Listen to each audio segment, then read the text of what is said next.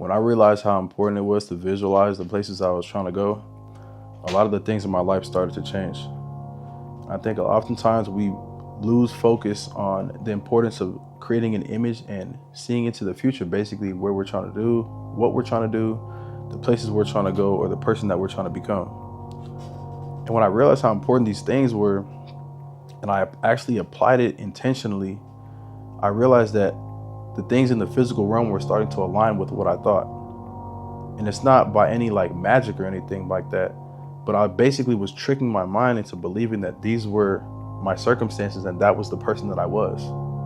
And it wasn't just like a dream anymore, right? Like I was actually believing it, like I had confidence.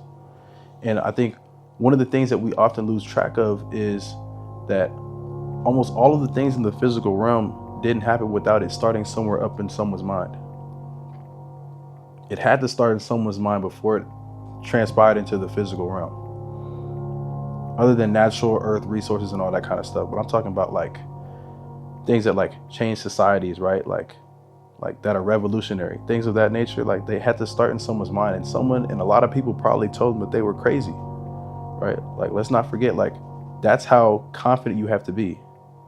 So to understand that you have to put yourself in a position to essentially be unwavering, right? And what unwavering means is to be unshakable, strong, right?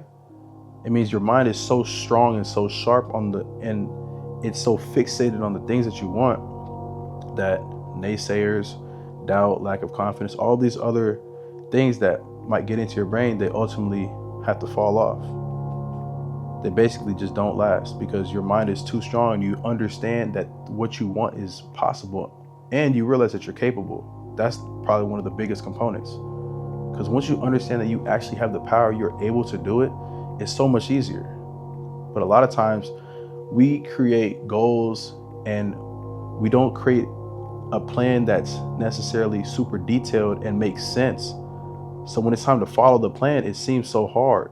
And then we fall off. It's like a New Year's resolution. Like we do something for 2 weeks or a month and then we fall off. And then you keep doing that year after year. All you've done is basically tell yourself that you're not someone who keeps their word. And you basically lack confidence because you've shown yourself time and time again that you don't follow through with things that you say you're going to do. So back to like visualizing where I'm trying to go, I had to realize, specifically with baseball, I'll give a good example. Like I was training and I wasn't even on a team at the time. Like I was just working like a normal 9 to 5, like really working like 7 a.m. to like midnight, right? And I had been out of baseball for like 2 years. And for someone who like is in like the athletic space and like took time off of playing their sport, like you'll realize when you've been playing your sport for a very long time and then you take a break, or not even a break, but you just completely are done with it and then you try and get back into it, it's super hard. And that was the dilemma that I was going through. So during this time, I'm training and I get off work at midnight. So I'm training at like 1 a.m. And what I did was I started to visualize myself training with the coach at my dream school, which was USC at the time.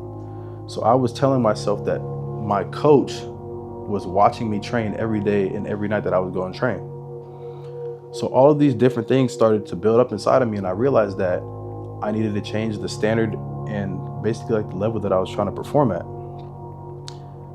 My body language changed, my effort changed.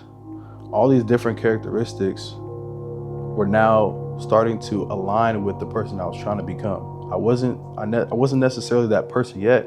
I might have had some of the physical tools and capabilities, but ultimately they weren't put together to actually have that be my reality.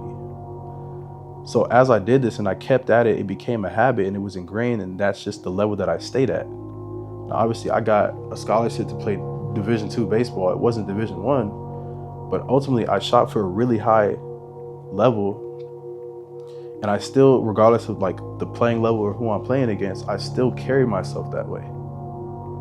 Because if you think about it, if you never take the risk and try to obtain something great, worst case scenario is that you're like everybody else in the world. Like 99% of the world is regular. And there's nothing wrong with regular, right?